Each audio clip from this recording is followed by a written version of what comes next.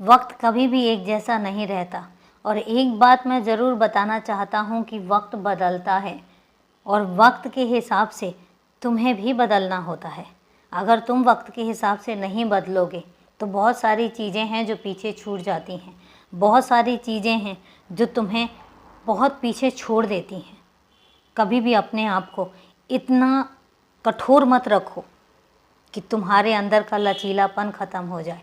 बिल्कुल भी नहीं ख़त्म होना चाहिए, वो लचीलापन हमेशा बना ही रहना चाहिए। एक बात मैं तुम्हें बताता हूँ कि जब भी कोई हरा भरा पेड़ होता है और जितने उसमें फल लगते हैं वो उतना ही झुकता चला जाता है, और जब कोई रूखा पेड़ होता है, सूखा पेड़ होता है, उस पर जितना मर्जी कुछ भी हो जाए लेकिन वो झुकता नहीं है और अंत में आके वो टूट ही जाता है। और इसलिए मैं तुमसे कहता हूँ कि झुकना जो है वो तरक्की की निशानी होती है।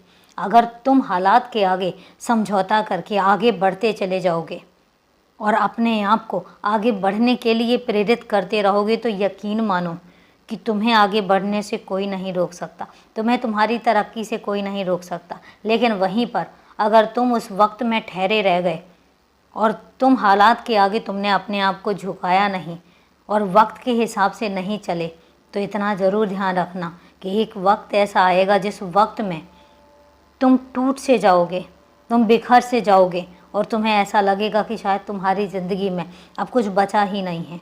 इसलिए अगर ज़िंदगी को खुशनुमा बनाना है, अगर ज़िंदगी को तरक्की के रास्ते पर लेकर जाना है, तो इतना यकीन रखना कि झुकना एक स्वाभाविक प्रक्रिया है।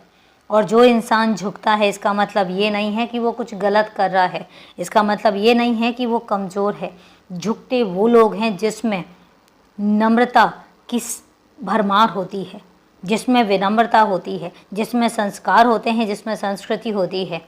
झुकता वही इंसान है। इसलिए अगर तुम झुक रहे हो तो इसका मतलब ये नहीं है कि तुम कमज़ोर हो। अगर तुम झुक रहे हो तो इसका मतलब ये है कि तुम्हारे अंदर नम्रता कूट कूट कर भरी हुई है। और यही कारण मैं तुमसे कहता हूँ, जब इंसान के अंदर भरमार होती है, नम्रता की भरमार होती है, संस्कारों की, तो फिर वो अपने आप ही वक्त के आगे, हालात के आगे, अपनों के आगे, बड़ों के आगे झुक जाता है और वो अपने झुकने में ही अपना बड़प्पन समझता है। और यही असल में बड़प्पन है।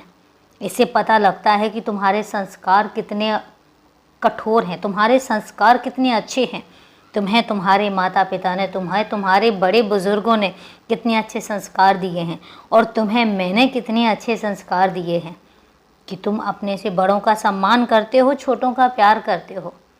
और यही तो पहचान होती है अच्छे लोगों की। तो इसलिए अपने आप को हमेशा लचीला रखो, विनम्र रखो, यही सबसे बड़े धन है। खुश रहो, सदा खुश रहो।